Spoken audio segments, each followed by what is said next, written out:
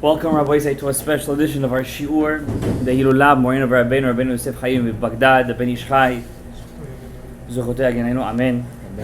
And the sponsors for tonight, may Hashem bless them.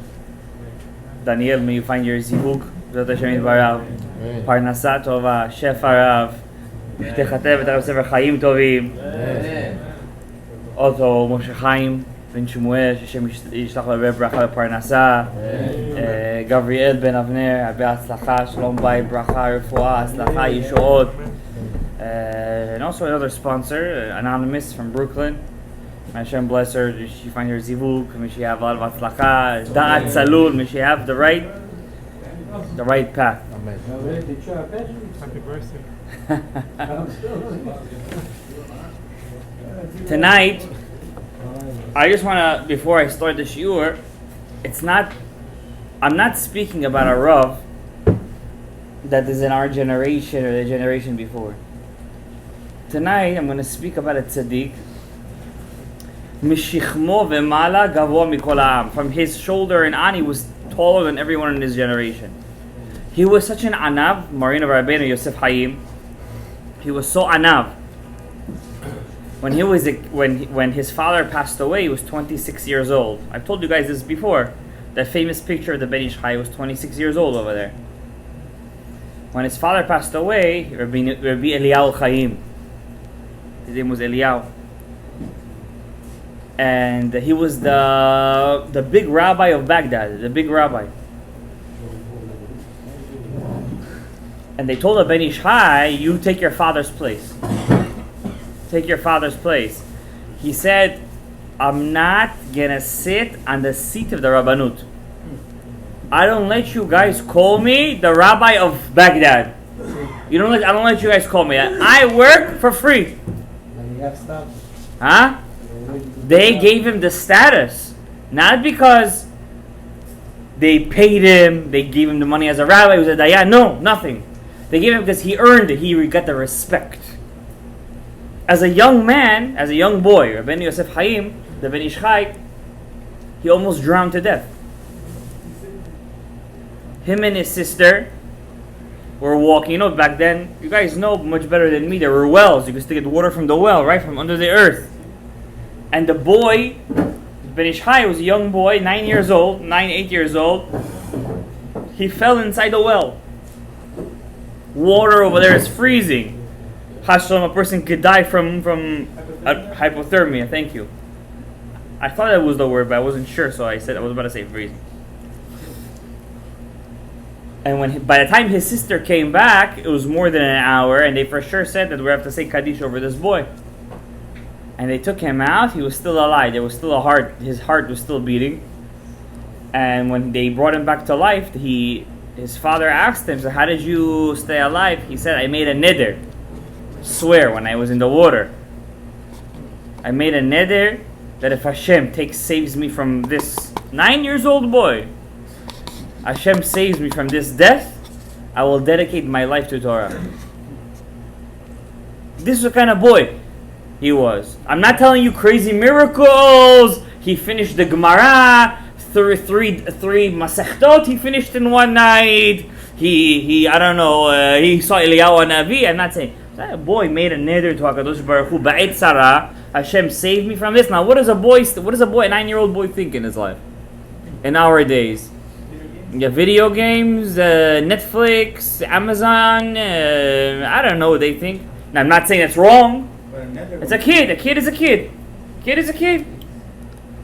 And a neder that you make in the time of distress is not an avera, it's a mitzvah. When you're 9 years old, a neder counts. Of course. Because the Ben Ish Chai, as a boy, you see that his mind was based for what? Torah. The boy wanted it. That's like, Rabotai, if you have children, and you see that their neshama wants Torah, it wants mitzvot, it wants masim tovim. You want your kid to be successful. But you see the boy loves Torah, he likes it. This kid's like that, no? And you steer him off that path, after 120 years when they're going to show that child, you could have been somebody, you're not going to show him it. Because it wasn't his fault. He didn't steer himself off that path. You took him away from that. They're not going to show him anything. If you have a child that loves Torah, that wants mitzvot, now sometimes it could be the child's own test.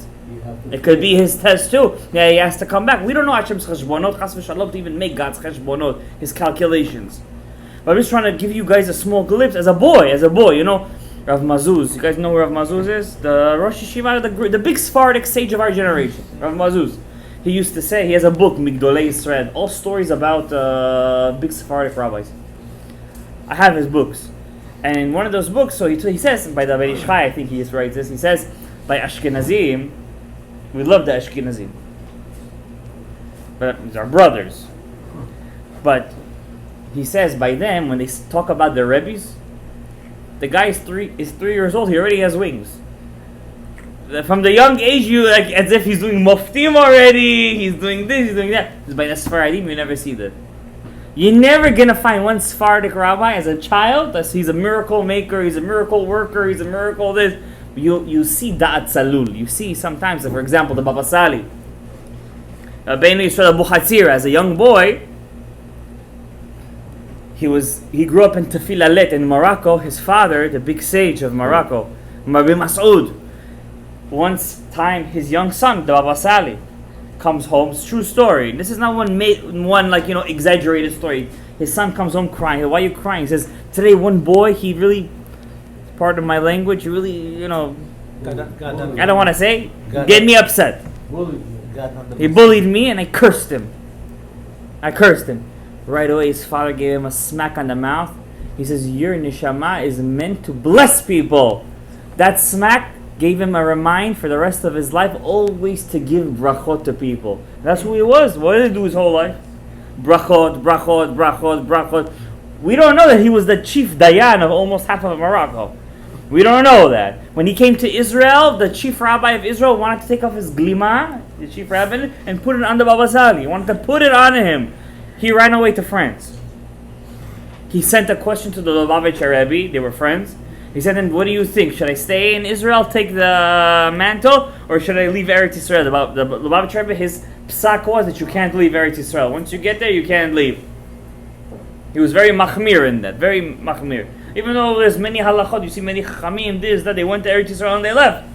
The Baba Sali didn't listen to him. He said, I'd rather leave Eretz Yisrael, even if it's an Avera, but not get a kavod, and he left to France. That's why you have many French people, there's Faradim. How did they get there? From the Baba Sali, Moroccan Jews. They went from Morocco to France to be with the Baba Sali. That's where the famous story had with the clouds, when he went up and there was no Birkat HaLevana. That was in France. Because it was very cloudy over there, he couldn't say Birkat HaLevana. There was also a very famous story about the Baba Sali. He used to like to get poor people to drink in his... he used to have a lot of Fabrengens. We could relate over here. He used to have lots. And he only used to serve arak. The big Mekubalim had an idea to drink arak because arak is otiyot kra. Kra in Ana Bakoach is the second mantra over there. Kabel rinat amecha. So the big Mekubalim used to say, when you drink arak, have kavanah to rip up all your gzardin. They say about the Abir Yaakov, you guys got me started on this. I got myself started on the Jew. He used to serve his disciples in the call it a fabrengen, 13 shots of arak. Keneged Yud Gimel Midot HaRachamim. They used to come out of there like this, like they're flying on the air. Did you try? I know. At the 5th, I think I would already fall asleep. Forget about dancing. I would already be sleeping, especially arak. Anyways, Baba Sali used to serve. We serve whiskey. Why? Whiskey is Rashi Tevot Vayomer Hashem Salachti Kidvarecha. Rashi Tevot whiskey. Okay, we serve. That's what we serve over here. Okay, it's not as good as arak, but it's it's good enough for us. I heard that from Rabbi Shmuel, by the way. It's not my thing. I see you guys are enjoying it.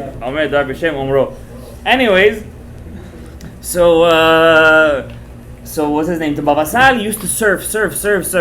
One time he had one Ashkenazi, and his Ashkenazim used to go to him a lot. Because the Baba Sali, he whenever somebody used to say something bad about big rabbis, especially even Ashkenazim, Sfaradim, doesn't matter.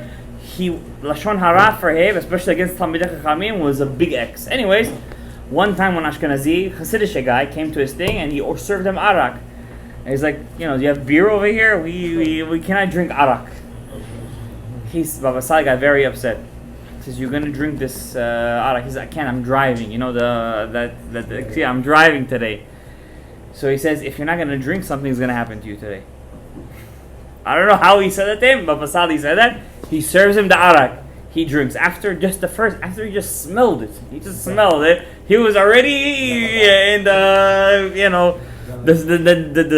olamot ha'elyonim. Olam ha'atzilut he got to. Atzilut ha'asiyah though, not the real atzilut. He got drunk, and now he has to drive home. Right before he goes to his car, he pours him another cup. He said, "This cup is to get you back to normal. This cup is to get you back to normal." He drinks the cup. He drives home like an ant, like nothing happened, like he wasn't, like nothing ever happened. That also happened. This story happened in France. It didn't happen in Eretz Yisrael. The big tzaddikim, they used to visit Yerushalayim not as much. Baba Sali or Chaim Sinvani, they wouldn't go to Yerushalayim. Even the Ben Ish Chai, when he came to Eretz Yisrael, he visited Yerushalayim very short amount of time, because they used to say, when they used to see that shikutz, that disgusting thing on top of the Temple Mount, that golden dome, that's called the Egel HaZahav. If you want to know what the Egel HaZahav looked like, that's that golden dome on top of the Beit HaMikdash, on the Temple Mount, over there. That golden dome is called Egel HaZahav. When they used to see that, it used to rip their nishamot so much. Rav Chaim Sinvani used to say that if I stayed in Yerushalayim too much, I would force this thing to come down, and I know it's not supposed to come down yet. So I cannot stay in Yerushalayim. I see that the leg of the Samech Mem is on that Temple Mount. Remember, I told you guys the story. How did King David pick Yerushalayim? When it was the Dever, it was the plague, and he saw the leg of the Samech Mem. Then he made 100 brachot. Remember, I told you guys that? Yes. We learned that already. That's how he made 100 brachot. So Rav Chaim Sinvani says the leg of the Samech Mem is back on the Temple Mount over there. Maybe that's a connection to Corona. Corona, they say you have to make 100 brachot. 100 brachot destroys the leg of the Samech Mem. He said, you know what our problem is, guys? We live in a world of so much action, so much asiyah. If we don't see it in actuality in front of our eyes, we don't believe it. You have to understand that just by your tefillah, by your dibur, by your mitzvot, you're creating olamot, or you're machriv olamot, chas v'shalom. Anyways, back to the Ben Ish Chai HaKadosh. We got to a small detour over here. I want to tell you one thing in the name of Maran Ben Ish Chai. For one story, then I want to get straight to what we did last night, because that was the point of our shiur. So first of all, Rabbeinu Yosef Hayim, he only had one boy and one girl. He was Mekayim Pirav Reviyah. He had no more children.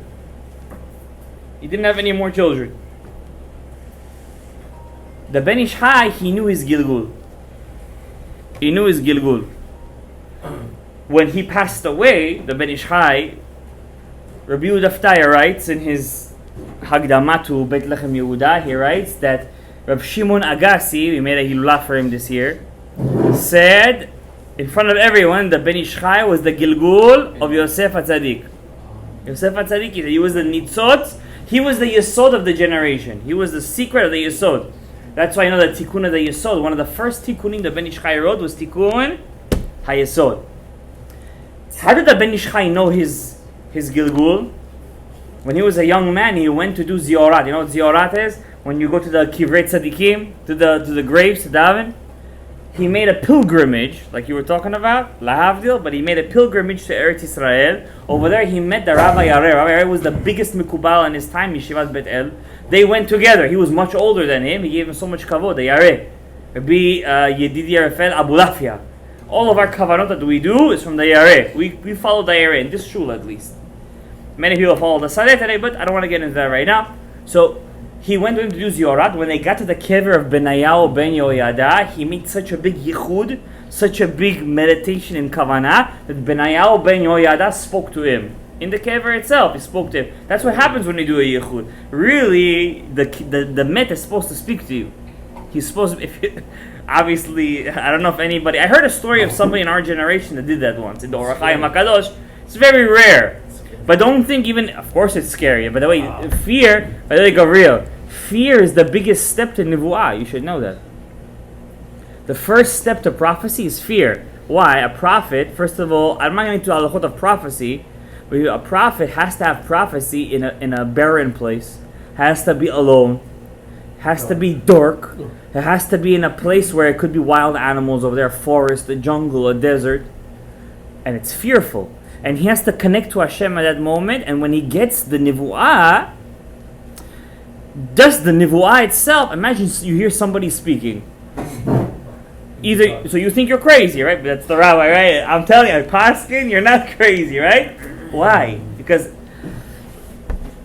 and then when he hears a voice, what happened to Shmuel Hanavi? Shmuel, when he was like 11 years old, 12 years old, when he started first having prophecy. The prophet Samuel, he started to hear in the middle of the night, he was sleeping, and he hears somebody says, Shmuel, Shmuel.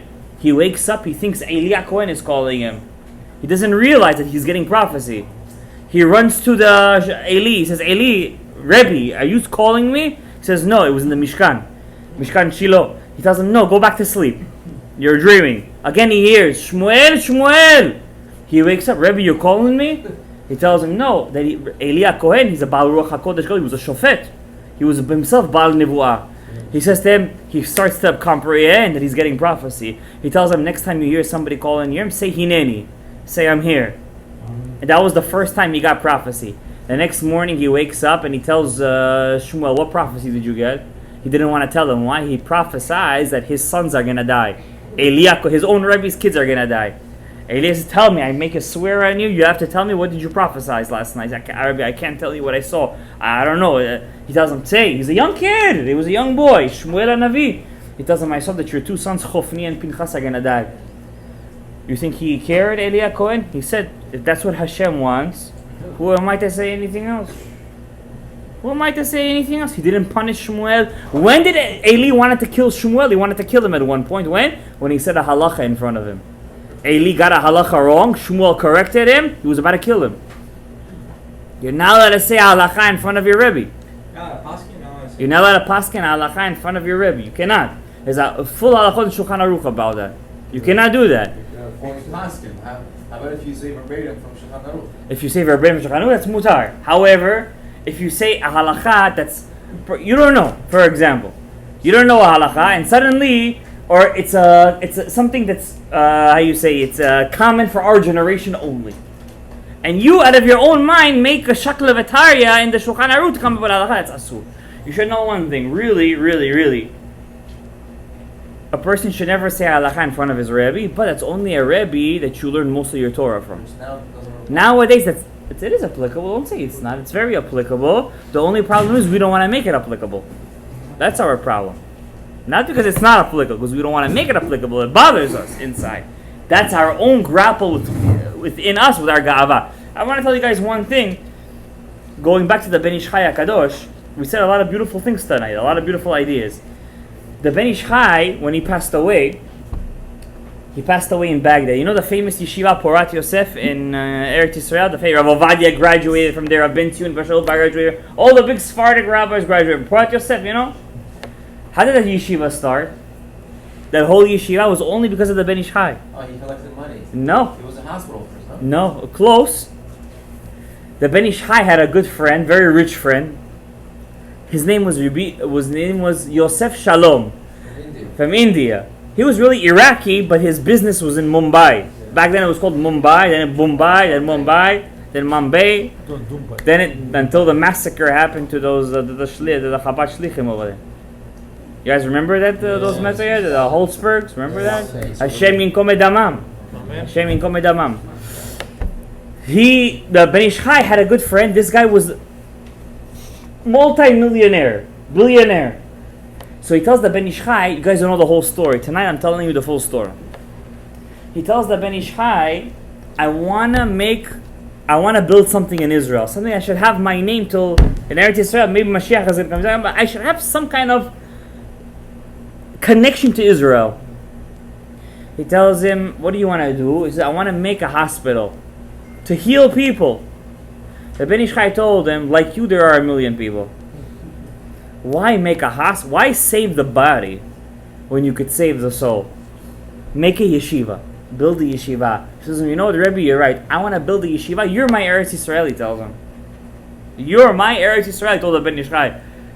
Imagine such connection. He tells him, I want to build a yeshiva in Baghdad next to you. I'm going to call it after you. We have the same name. Parat Yosef, Yeshiva, Yosef Hayib. His name was also Yosef Shalom. He says, I'm going to build a yeshiva for you. for you. The Ben Ish, you know what the Ben Ish Chai tells him? It's not worth it. In one generation, there's going to be no Jews left in Iraq. Wow.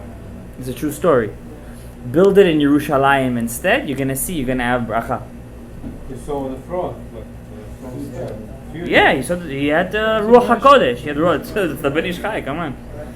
He had Ruach HaKodesh. He said, build it in Yerushalayim. And that's what he did. He built the yeshiva in Yerushalayim Ruach HaKodesh. From that yeshiva came out almost all the greats. Rabbi Yosef graduated from there. Rabbi Bashul graduated. The rabbi of Panama graduated from there. All the big chachamim that we all, Baruch Chaim, the one that was Syrian rabbi, the same class, they graduated from there. It was called a wonder class. All from Parat Yosef. Why? Because of one visionary. The Ben Ish Chai. He could have said, no, build it for me. Build it next to me. Build it for me. Rabbi Yehuda Ptaya says, listen to me, Rabbi. Rabbi Yehuda Ptaya says, when the Ben Ish Chai passed away, they put already the red, they used to have a red, there was no text messaging back then. There was no emails. They had no mail. They had signs. You know, like a bulletin board. There was a bulletin board of the city. In Israel, just Yeah. right now. Yeah. What? In Mea Shearim, they put That's what they said. They had a red sign. All Jewish people must go to the war. Back to when the Ben Ish Chai was alive, no Jew was drafted to the army. Rabbi Daftaya writes this in his Akdama.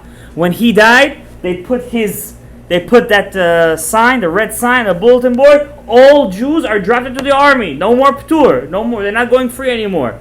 When Rabbi Shimon Agassi passed away, that's when they started to forcefully take them into the. Rabbi Daftaya said, why? How come after these two chachamim passed away, so many bad things happened to the Iraqi Jews? From the time of the destruction of the first Beit HaMikdash, there were Jews in Iraq. Rabbeinu Gershom, you know Rabbeinu Gershom, that said you can't marry more than one wife? The famous one? Baruch Hashem, he said that. He was a student of the Geonim in Iraq. All of Ashkenazi rabbis were students of Geonim in Iraq. Sephardi rabbis were students of Geonim from Iraq. All the big Mikubalim from Iraq. Everything was in Bavel. When Yechonia Melech Yehuda came to Iraq, he took with him afar, dirt from Eretz Yisrael, and he built the shul in Mata Machasia. All the Gemara was written over there. Rav Ashi was the Rosh Yeshiva of Mata Machasia. He built from the soil of Eretz Yisrael. You might say, how did he took the afar of Eretz Yisrael? Asur b'hana'ah. It was tzav hasha'ah. Tzav hasha'ah. They were allowed to take from the afar of from the dirt of the Beit HaMikdash and built a shul. They built a shul, and the Rabbani, the Amoraim, in the Gemara it says they used to hear inside that shul bat calls. In that shul they used to hear bat calls inside Iraq. What happened? How come after the Ben Ish Chai passed away, all the Jewry of Iraq was destroyed? Rabbi Yehuda Ptaya answers that question. I'm going to tell you today. Rabbi Yehuda Ptaya writes, Al ozvam Torati, because the Jews left the Torah. What are you talking about? Of course they didn't leave the Torah. Gemara, Mishnah. They left the secrets of the Torah. When the Ben Ish Chai was alive, or Rabbi Shimon Agassi were alive, the Rabbi Yehuda Ptaya writes inside his book, you guys could open it for yourself. I've said this before in my shiur. Today I'm saying it more directly, more openly, because I think you guys are ready. Rabbi Yehuda Ptaya writes, 2 rabbis were alive in Baghdad. 2 rabbis out of all the chachamim, all their life they used to lock themselves inside their room, learn Etz Chaim. And they used to have Gilui Eliyahu Hanavi. Who was that? The Ben Ish Chai and Rabbi Shimon Agassi. When they passed away, all the Khurban came to Iraq, which led to obviously the end, destruction of the Jewry in Iraq. I want to show you a sefer. Remember yesterday I told you guys, person who drinks yain nesech, how many fasts we said last night? Just for one time drinking wine, 45? No, you're off. It's much more. 70, very good. 73. Gematria yain imakolel.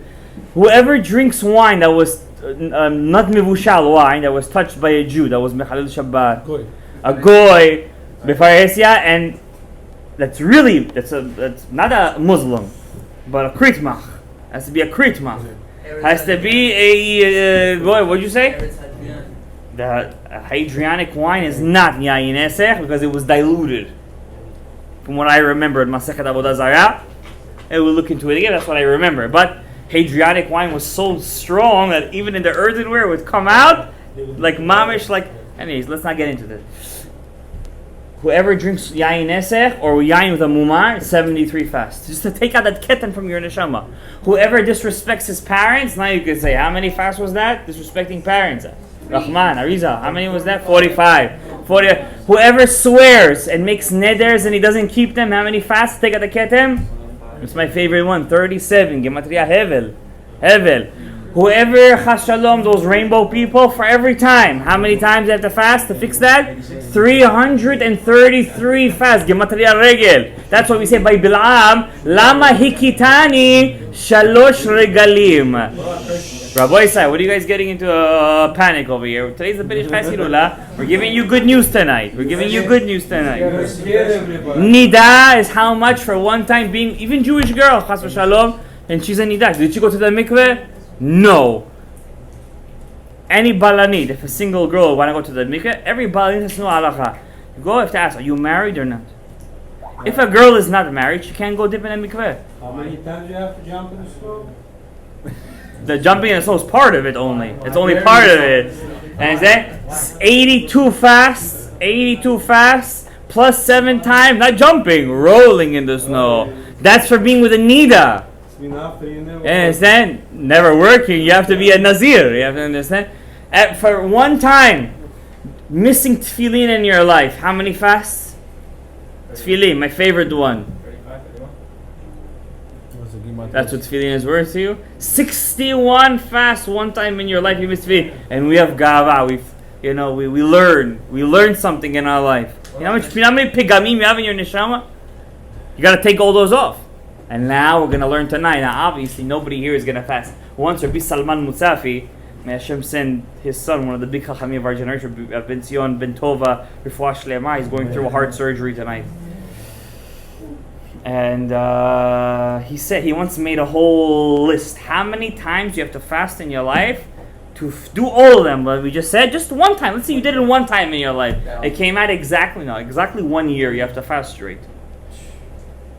1 year, 365. That's not including the rainbow. That's not including the rainbow. That's not including the rainbow people. We're not including them, by the way. That's a different issue. They got a lot of work to do. They have to do Berkata Kishit. They do Berkata Kishit, those people. Understand? Cursing, we said, I don't remember, we said that number yesterday too. And by the way, the Ben Ish Chai tonight, if we get there, we'll tell you a tikkun for cursing.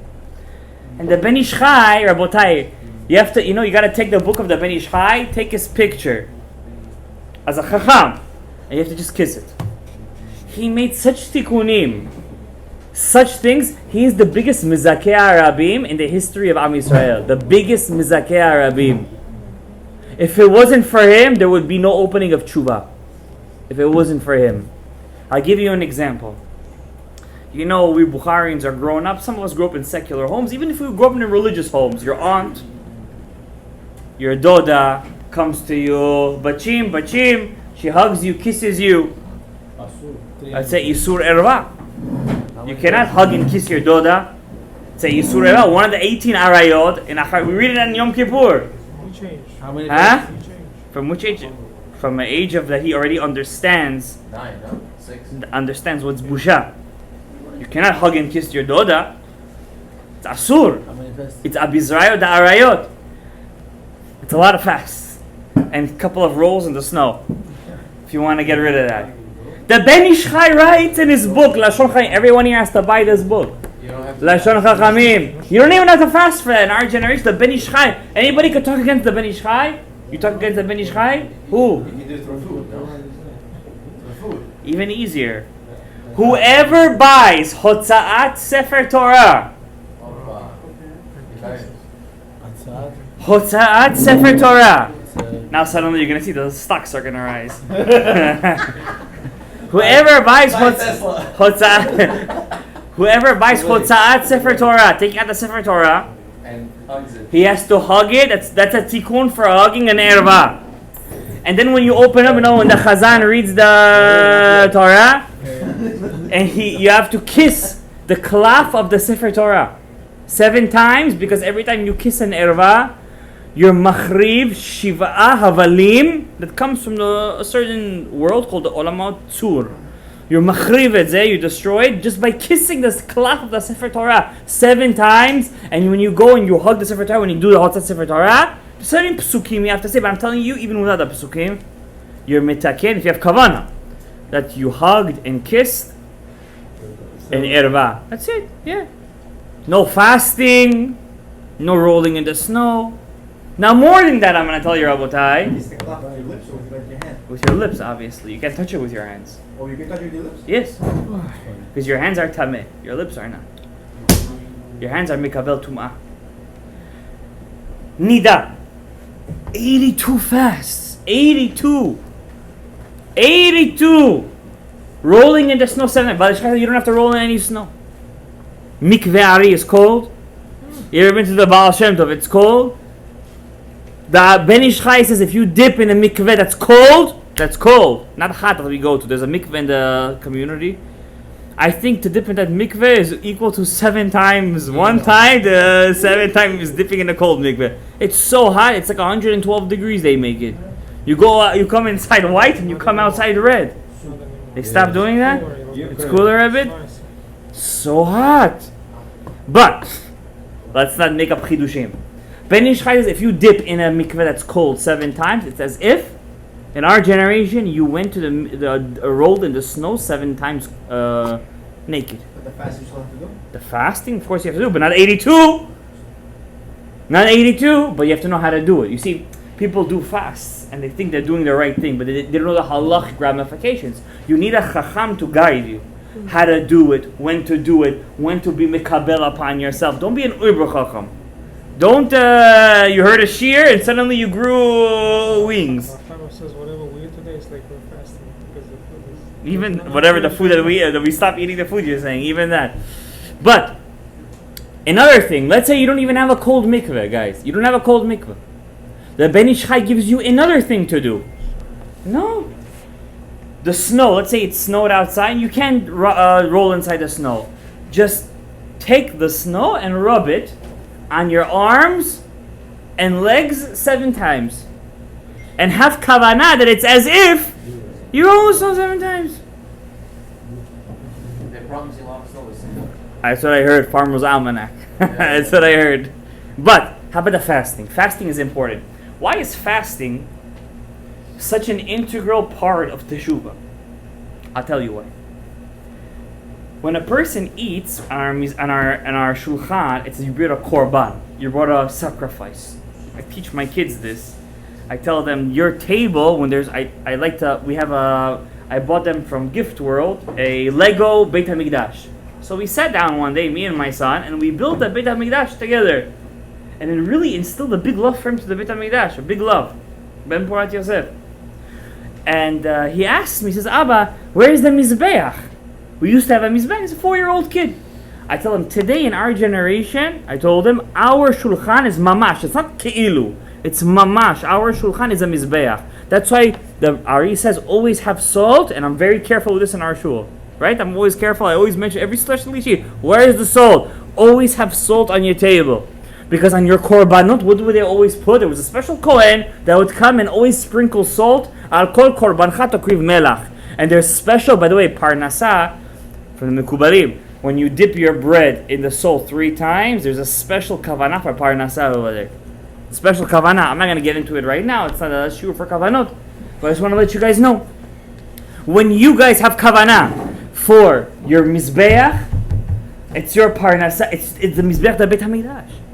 It's a mizbeach mikdash. So that means when we eat, we're bringing a korban.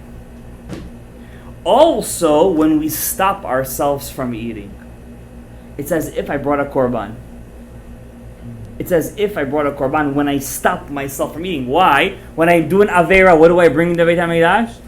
A sacrifice. Any avera, sacrifice. I stole from someone, sacrifice. Nida, sacrifice. Woman gives birth, she has to bring, sacrifice. I made a false swear, sacrifice. And we do it. Instead of the sacrifice today, what do? I just stop myself from eating. I stop myself from eating. You understand? That's the secret behind it. Now what happens? The Ari HaKadosh says when a person eats, you eat the food breaks down in your stomach, and where does it go to? Your liver. That's where all the dam is. Jigar. The liver spreads it out to the heart, this, that, to the whole body. When you stop yourself from eating, the liver doesn't have food. Liver is who? It's esav. The liver is esav. So where does your body get food from? Your mind sends a transmitter to the rest of your body to break up the fat already and the carbs in your body. That's why after you finish fasting, go on the scale, you lost like 2 pounds that day. But then after you stuff yourself that night, you get doubled back. So what happens is, the Ari says when your liver gets the food and sends it to your body, you're sending to the Sefirah of Malchut, and it spreads it out to the whole body. But when you don't eat, your brain, which is the Binah, spreads the food to the rest of your body. It's Me'ela Letata. That's what a korban is. If you look at the Zohar Kadosh, that's what a korban is. You understand? Now the suffering that you have by not eating stops a lot of suffering that you were supposed to have. Accidents, couple of tickets that you were supposed to get, Shlom Bait issues. Practical tomorrow? Yeah, no, Rabbi, let's not jump the gun. Shalom Bait issues, Chas v'Shalom, a person who doesn't have Hatzlacha b'chinuch yeladim. I'll tell you guys a story. There was one guy, the Ben Ish Chai says, how many fasts you have to do for every time a person does Zera Levatala? I don't like saying that word, but I just said it just one time. Let's call it that Avera from now on. How many fasts? 84, correct? Why? Every time a person does that Avera, let's say he was thinking about a woman when he did that Avera, or he was looking at a woman when he did that Avera, you were pogem in 20, if I'm not mistaken, 21 ekiyas. There's 21 ekiyas in the Shamayim, in the Yesod. Every time you do that, and 21 times 4 over there comes out to some number, 84. If you get the letters, it's 84. Every time you do the Avera, you're pogem in these 21 ekiyas. So therefore, to fix that, how many times you have to fast? 84 times. Every time you fast, you're fixing one letter, another letter, another letter, another letter, another letter. Now, Rabbi said we're not fasting 84 times. So what are we doing? The Ben Ish Chai says you don't have to fast 84 times. I'm giving you an easy way out. In our generation, there's something more hurtful to us than fasting. Karman, the pocket, the kesef, the zahav, the tzedakah. When you give tzedakah, the Ben Ish Chai says if you fast for one day, only one day, and you're podeh, you redeem your other fasts. Now, if you're a millionaire and you think you're going to give $18 and you're going to redeem 84 fasts, you're joking with me. If you're making $100,000 a year, then you better redeem it correctly. If you're a kollel guy or a teacher and you give $18, that's understandable. You understand? But if you're making the money and you want to redeem the fast, you have to give according to your capabilities. You understand? You're not bribing God over here. You're not bribing God. He doesn't need your money. He doesn't need your tzedakah. You're doing this for yourself. You understand? Now, the truth is, as you do these tikkunim, you become greater. You become better. You become more spiritual. You become more connected to Torah. Because what's separating you from Torah? These averot. They're separating you from Hashem. They're the clouds. There were Tanaim and Amorim that wouldn't daven in the day there was clouds. The Ben Ish Chai says, if you give this pidyon and you do it correctly, then you have to ask a chacham. Don't be an oiber chacham. Don't think that you're suddenly Eliyahu Hanavi over here. You could be a nitzotz of him. I don't know who you are. I wish I could tell you, but I don't. Don't be. But ask a chacham, somebody who knows, somebody who learned. He could guide you. Look at the Ben Ish Chai.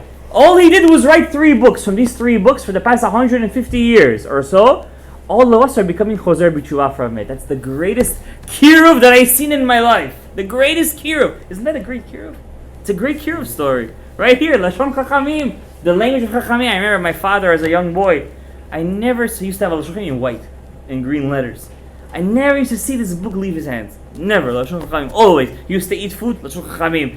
Before Birkat Hamazon, Lashon Chachamim. Shovavim, Lashon Chachamim. Lashon Chachamim. Chachamim. I remember the first time he lost his first book of Lashon Chachamim was in Lubavitch. I was a young kid, maybe 12 years old. He took it with him over there. He left it over there. He came back. It wasn't there anymore. They know the power.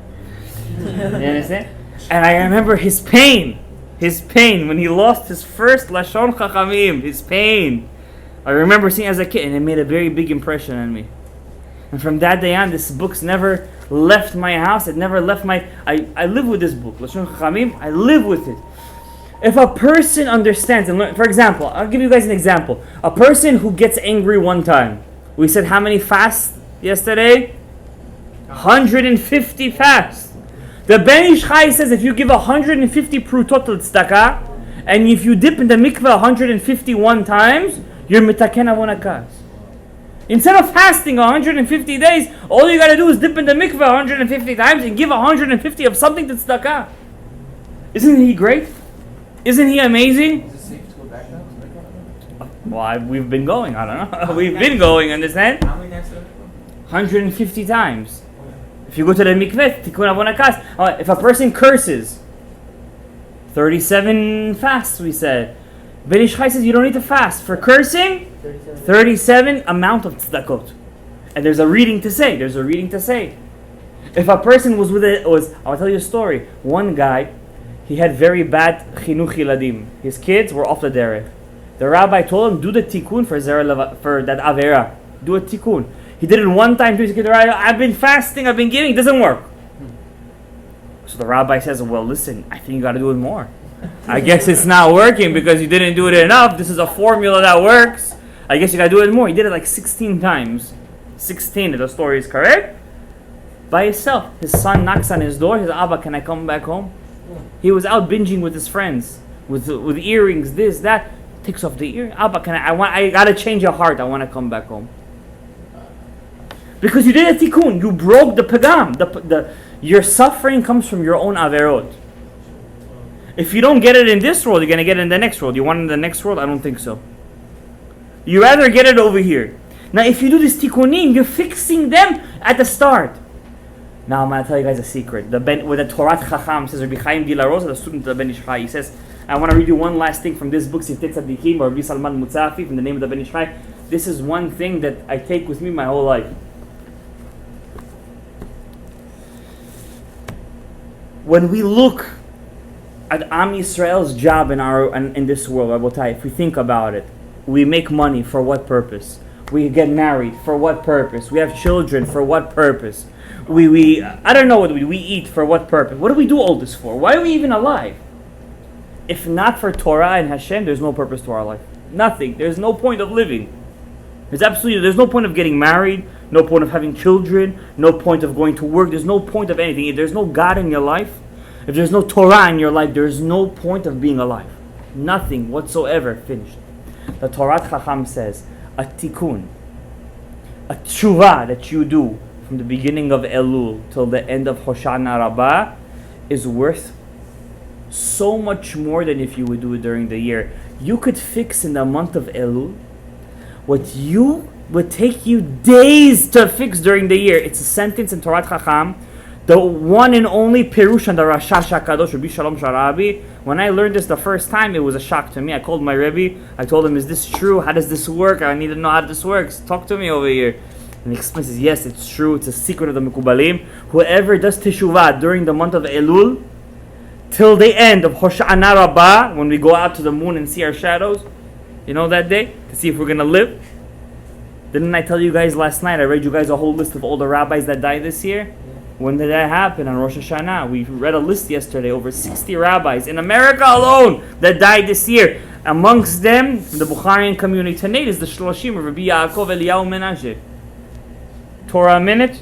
Ben Ish Chai, he was the Ben Ish Chai. Yeah, he was everything Ben Ish Chai, Ben Ish Chai, Ben Ish Chai. Rav Chaim Dov Keller, the Rosh Akudat Yisrael, Telsher Rosh Shiva, passed away 2 weeks ago from COVID. So many tzaddikim passed away. That was all on Rosh Hashanah written. Now, are they missing out? I don't know Cheshbonot of Shamayim. I don't know what Hashem decides. I'm sorry. I wish there was somebody in our generation that would know these things. I would wash his feet for him to teach me. But I don't know. We got to work on it ourselves. We have to understand that God brought you in the world in a certain time. You were born at a certain date. You were born at a certain... You're the firstborn, there was a reason for that. You're the thirdborn, there's a reason for that. In a certain for a certain school, all for a certain reason, to have a certain scenarios in your life. I told you guys this many times in my shiurim, in Shabbat, not during the week, in Shabbat. There is no free will. The only free will is one thing and one thing only. Will I do a mitzvah or will I do an avera? That's Yirat Shamayim. Your scenario in life is played out already. How tall you're gonna be, how rich you're gonna be, how many friends you're gonna have, where you were born, which family, all that is played out already. It's a set game. There's only one thing that's not set. Am I gonna make a bracha on this water? Or I'm not gonna make a bracha on this water. That deals on Yirat Shamayim. That's the only thing that you choose in your life. The only thing. Your wife is chosen too. Tell me I'm wrong. 40 days before you were born. Not just when you were born. 40 days before you were before conception. Thank you. Before conception. Thank you. Abatko says you have no choice over here who your wife is. I remember Mafrat, Bivishirin, Ogul, whoever it's gonna be. It's all chosen. I remember a story. There was one guy. He went to the wedding. He was Ashkenazi, so he was his hands were shaking before he said Hariyat Nikudesh Eli. He was sweating, so the ring, true story, his ring, it flips from his finger before he said Nikudesh Eli. It was embarrassing. The ring rolls off the thing. Somebody brings him. Okay, fine. Again, shach. The ring falls 3 times. Already people were starting to speak over there. Maybe it's not a zivug. It's not a zivug. It's not a zivug. The rabbi gets up over there. He says, Rabotai, God decrees not only who your wife is going to be, at what time she's going to be your wife. It must have been. It didn't get to that exact moment in life. It must have been. It didn't get to that moment. Now we can start the wedding. And the 4th time, he hit gold. Mazel tov. So Rabotai, I want to tell you guys, everything is played out in our life. Rabbi Chaim de la Rosa says, the student of the Rashash. He was his student. That was his. Rav Chaim Vital was the Rav Chaim was the Rashash. The Chaim de la Rosa says, Rabotai, the tshuva we do in Elul is not a regular tshuva. I'm going to give you a sigulara from Rav Yitzhak Kaduri. Today is the 13th of Elul, and we know on the 13th of Elul, 13 attributes of mercy are opened up. That's why we say slichot. And in slichot, what do we say over and over again? The 13 attributes of mercy over and over again. And I always said, I heard this from Rav Muad'Dib when I was learning in his kollel. He said, till the 13th of Elul, it's tough. The avodah of Elul is tough. From the 13th and on, it starts to get easier if you take the reins. And he said a sigula, I'm saying this in his name, he told me this. From Rav Yitzhak Kaduri. To read 13 times on the 13th of Elul, the 13th chapter of Tehillim. Also writes this down. It's a big, the 13 times, the 13th chapter of Tehillim. On the 13th day of Elul, when the 13 attributes of mercy are fully open. Which is tonight. The Ben Ish Chai HaKadosh. Who's the Hillula? That's why I'm telling you. That's why we have this thing tonight. Huh? After Chatzot. That's the 13 attributes of That's what I'm saying. Yeah, that's why we do slichot. That's why we do slichot. I want to tell you guys. You know what? I'm gonna leave a small appetite for next week. You can't say everything in one shot. We're gonna say Birkat HaMazon now. I wanna ask you guys for a favor. We said a lot of things tonight. We spoke about the Baba Sali. We spoke about Tikkunim. We spoke about the Ben Ish Chai. We spoke about stories. We spoke about the Chaim de la Rosa. I want you guys to all promise me one thing. Me giving you a shiur over here and nothing changes for you. Yes, right now you guys have inspiration, but it does. If it dies out, I didn't do anything. When does the Yetzer Hara get us? When we go home. Right after the shiur, he gets us. He says to you, "Wah, you just heard such Torah, such inspiration. Man, look at some news, and news goes to show, and show goes to Netflix, and Netflix goes to this." Give yourself a word. You go home. Whoever misses Kriyat Shema L'Mitah in Elul is senile. He has to be crazy. If you miss Kriyat Shema L'Mitah in Elul, all your parnasah deals on Kriyat Shema L'Mitah. You're buying Sha'arei Parnasah. But don't forget, you have to prepare for that Sha'arei Parnasah. P'tichat Echad Parnasah, that's Kriyat Shema L'Mitah. Whoever misses Kriyat Shema, he has to be crazy. Promise yourselves one thing. You will limit. You know what? I'll tell you even greater. You know, on your iPhones, it has over there at the end of every week, screen time. As much screen time you have a day, that's how much time you will learn Torah a day. Promise yourself that. You have screen time 2 hours. I think that's not a good. That's a good one, right? 2 hours is good. You don't have it, okay? 2 hours you learn Torah that day. I know people who have screen time 12 hours a day. No joke. No exaggeration. If your screen time is 12 hours a day, you should put in 12 hours of Torah a day. They listen to Torah anytime on the phone. The Zoom is all. Yeah. 3 hours. 3 hours. You should put in 3 hours a day. Rabotai, please. He puts more. K'chu dvarim ulchu Hashem. Take these words and go to Hashem. Rabotai, as the Ben Ish Chai, he didn't want to take any misra. He didn't want to take any I'm a rabbi, I'm a this, I'm a that. We're not here to get kavod. We should all meet after 120 years in the Beit HaMidrash HaElyon. Not Beit HaMikdash HaElyon, but in the Beit HaMidrash. We should all meet and sit over here and for bringing as we're doing tonight. Yeah, let's call it Lashem too. Why not? That's why we call it the name. We should all sit together and learn Torah. But then when we're going to learn, as I'm telling you the Divrei Torah, you can actually see it come to life. Isn't that great? Isn't that great? May we be zochet to Chazara b'tshuva, Talmud Torah, mitzvot, maasim tovim, zivugim agunim, Rabbi Isai, refuah shlema. May this year bring to us a lot of yirat shamayim. Baruch Adonai le'olam, amen ve'amen. Anybody want to say Kaddish? Is any Kaddishes over here? That's it. Chet HaMetim could now start. Let's start.